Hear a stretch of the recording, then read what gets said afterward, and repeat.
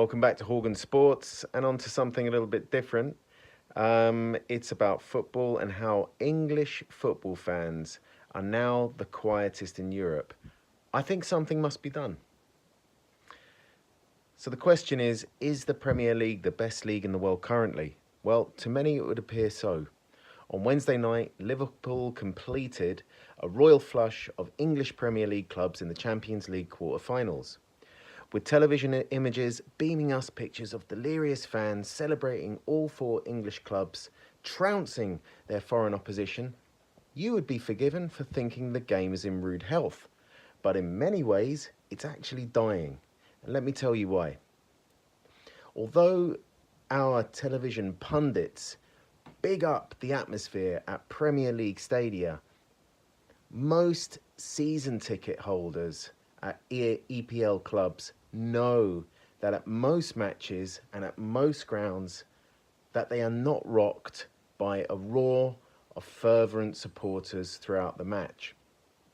Most stadia in England these days are on the whole resentful, embittered and discontented voids, stimulated only by goals and anger pointed at officials. I know it's controversial, but it's my opinion.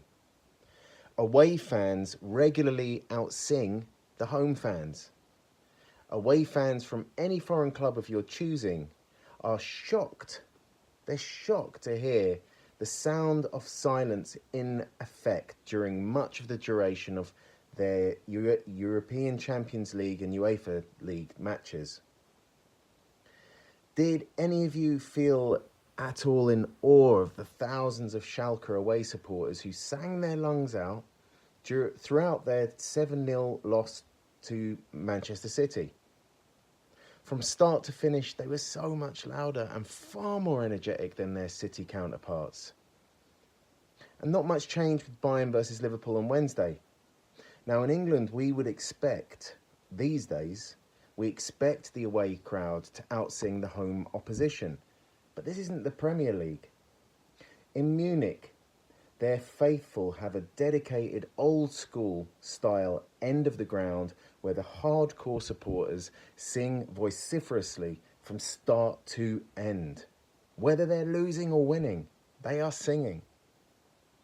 Viewers tuning in couldn't even hear the Liverpool fans sing. Even when they scored, the Bayern fans continued chanting and continued their orchestrated songs, waving their flags in the home end with as much passion and gusto at the first whistle to the final whistle. And they lost too, but they were still singing at the end. But guys, unfortunately, it's not just the German fans out chanting us. The truth is, practically every European club outsings and outchants English Premier League clubs. Not only are they outsinging us, they're also writing better and more original songs than us. They are also choreographing their terrace tunes with pyrotechnics, wickedly original banners bordering on bona fide works of art, not the generic bollocks most English clubs churn out. And the collective clapping, jumping and hugging a la the Poznan. And not the Poznan, the lame Manchester City version of the Poznan, thank you very much. We're talking orchestrated. So why has it become so quiet? It wasn't always like this. Fans from the early days of football right up to the late 1980s were full of cheer and song. So maybe you can go over to my blog and check out a clip of the Cop in the 1960s. It's completely different. Now, I'm not saying the Cop doesn't have any passion, but usually there's songs before that. You'll never walk alone before the game starts. Then there's a few chants in between, and then they'll do maybe a couple of songs on the way out. But it's nothing like it used to be. Nothing like it used to be. You see, since stadia in the UK required to be all-seater in the 1990s, most fans now sit passively in a cinema-seated comfort instead of being on their feet. And then there's the money side of things. with the average Premier League ticket costing at least £35 and a lot more if you support a London club. It's the cost is more comparable than that of a theatre than a football game, and it affects people accordingly.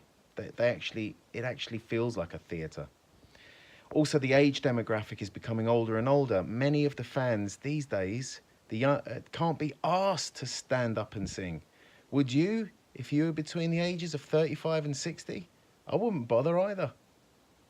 Another reason are to do with season ticketing issues. Now, the Guardian writer Paul McCannis wrote in a 2016 article that, quote, because season tickets account for 71% of all matches sold in the Premier League, they are cost effective, but they require a lump sum payment, and clubs prioritise those who hold tickets already. And this is great for keeping grounds full, and they are at record attendance level, but they're bad for bringing new fans to the game. New fans who might be excited to attend the match.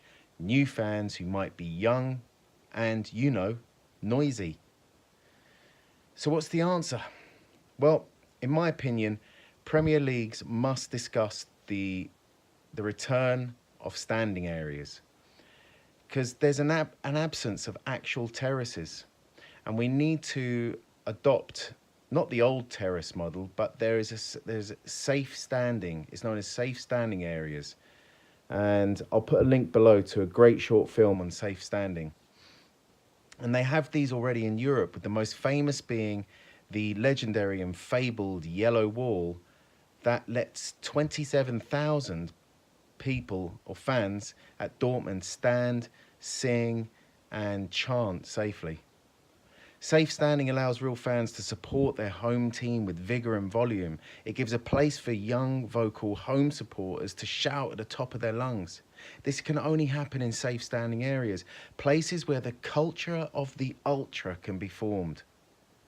And it's not just for the young, but English clubs need an injection of testosterone in the home end, no pun intended. There's also a lack of decent original chants. Most European clubs now have, I suppose you could call him a hype man, or at least a fella banging a drum, and a guy with a megaphone orchestrating songs and chants. Most European clubs have somebody to choreograph and orchestrate these chants. So next, I think clubs need to dedicate an end or an area for the ground for fans who want to sing, because they kind of don't exist a lot anymore. Most clubs, it's kind of spread out now. It's not like it used to be, where you would get an end of the hardcore supporters. But there are some good examples of where there are these song-friendly areas of the ground, and one's at Crystal Palace. The Holmesdale Fanatics Ultras, who are widely credited with making Selhurst Park one of the best atmospheres in Britain, and are a great example of a singing area that works. So that's my rant. If you've got anything to bring to the discussion, leave your comments below and give it a thumbs up if you agree that English clubs need to radically increase the volume of support at home league matches across the board. It's not good enough, and it needs to change. So that's from me, Horgan Sports, news and views 24/7. Subscribe if you like this and leave comments below. See ya.